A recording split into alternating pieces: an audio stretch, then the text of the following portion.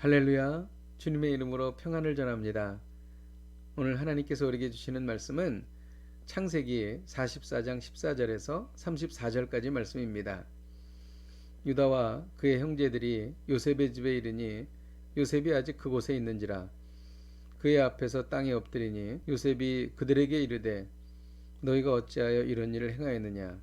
나 같은 사람이 점을 잘 치는 줄을 너희가 알지 못하였느냐. 유다가 말하되 우리가 내 주께 무슨 말을 하오리이까. 무슨 설명을 하오리이까. 우리가 어떻게 우리의 정직함을 나타내리이까.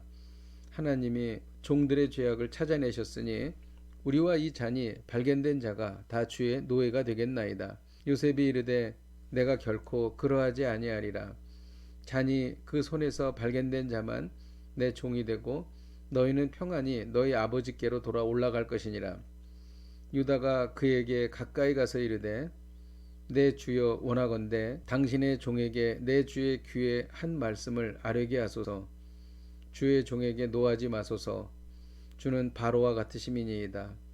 이전에 내 주께서 종들에게 물으시되 너희는 아버지가 있느냐 아우가 있느냐 하시기에 우리가 내 주께 아뢰되 우리에게 아버지가 있으니 노인이요 또 그가 노년에 얻은 아들 청년이 있으니 그의 형은 죽고 그의 어머니가 남긴 것은 그뿐이므로 그의 아버지가 그를 사랑하나이다 하였더라. 주께서 또 종들에게 이르시되 그를 내게로 데리고 내려와서 내가 그를 보게 하라 하시기로 우리가 내 주께 말씀드리기를 그 아이는 그의 아버지를 떠나지 못할지니 떠나면 그의 아버지가 죽겠나이다. 주께서 또 주의 종들에게 말씀하시되 너희가 막내 아우가 너희와 함께 내려오지 아니하면 너희가 다시 내 얼굴을 보지 못하리라 하시기로 우리가 주의 종 우리 아버지에게로 도로 올라가서 내 주의 말씀을 그에게 아뢰었나이다. 그 후에 우리 아버지가 다시 가서 곡물을 조금 사오라 하시기로 우리가 이르되 우리가 내려갈 수 없나이다. 우리 막내 아우가 함께 가면 내려가려니와 막내 아우가 우리와 함께 가지 아니하면 그 사람의 얼굴을 볼 수 없음이니이다.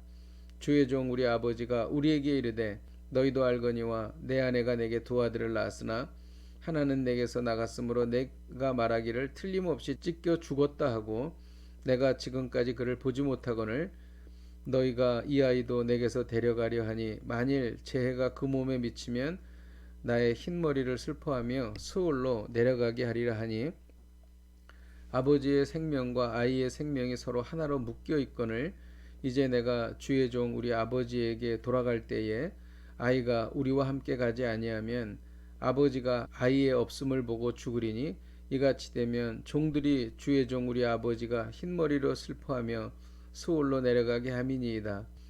주의 종이 내 아버지에게 아이를 담보하기를 내가 이를 아버지께로 데리고 돌아오지 아니하면 영영이 아버지께 죄짐을 지리이다 하였사오니 이제 주의 종으로 그 아이를 대신하여 머물러 있어 내 주의 종이 되게 하시고 그 아이는 그의 형제들과 함께 올려보내소서. 그 아이가 나와 함께 가지 아니하면 내가 어찌 내 아버지에게로 올라갈 수 있으리이까. 두렵건대 재해가 내 아버지에게 미침을 보리이다. 아멘. 양식을 구하러 다시 애굽에 온 요셉의 형제들은 큰 어려움에 빠졌습니다. 양식을 얻어 돌아가는 길에 베냐민의 자루에서 요셉의 은잔과 돈이 발견되었기 때문입니다.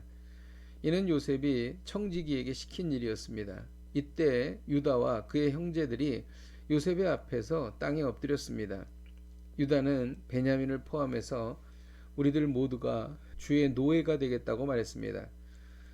이것은 형들에게 큰 변화였습니다. 과거 요셉을 팔았던 형제들이 이제는 베냐민을 위해 모두 함께 고통을 겪겠다는 것이었습니다.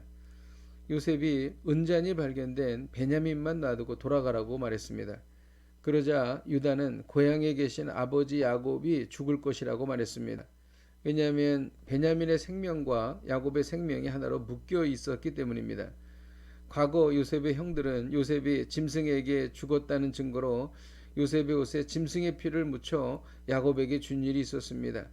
그때 아버지 야곱에게 극심한 고통을 주었던 것입니다. 그러나 이제는 아버지의 고통을 자신들의 고통으로 인식하며 아버지에게 어떻게 하든지 고통을 주지 않으려는 사람들로 변화되었던 것입니다. 유다는 자신이 베냐민을 대신해서 옥에 갇히고 베냐민을 풀어달라고 요청했습니다. 유다는 형제를 위해서 목숨을 버리는 사랑을 실천했던 것입니다. 우리는 여기에서 인류를 위해 십자가 대속을 이루신 예수님을 발견합니다. 예수님은 우리를 위해 하나님과 죄인인 인간들 사이에 중보자가 되셨습니다. 그리고 자신의 목숨을 주셨습니다. 또한 유다는 베냐민을 요셉 앞에서 변호했던 것입니다. 예수님은 하나님 앞에서 우리를 변호해 주시는 분이십니다. 최후 심판대에서 우리를 건져 주십니다. 우리는 유다의 변화된 모습에서 예수 그리스도의 모습을 보는 것입니다. 예수님은 참 좋으신 변호사이십니다. 예수님은 참 좋으신 중보자이십니다. 사탄 마귀는 우리가 지은 죄로 인해 우리를 좌절하게 만듭니다. 우리에게 무서운 죄의 짐을 지워 절망하게 만듭니다. 여기에 속지 마십시오. 이미 예수님께서 우리의 죄를 다 대속해 주셨습니다. 예수님은 우리를 하나님 앞에서 변호해 주십니다. 예수님은 우리를 대신해서 죽으셨습니다. 그러므로 우리는 자유인이 되었습니다. 우리는 하나님의 아들이 되었습니다. 이를 감사하며 오늘도 승리하십시오. 기도하겠습니다. 하나님 아버지, 예수 그리스도께서는 우리의 진정한 변호사이시며 또한 우리의 중보자이십니다. 주님을 통해서 위로와 힘을 얻습니다. 이것을 믿습니다. 예수님의 이름으로 기도하였습니다. 아멘. 할렐루야. 오늘도 이 말씀 붙잡고 승리하십시오.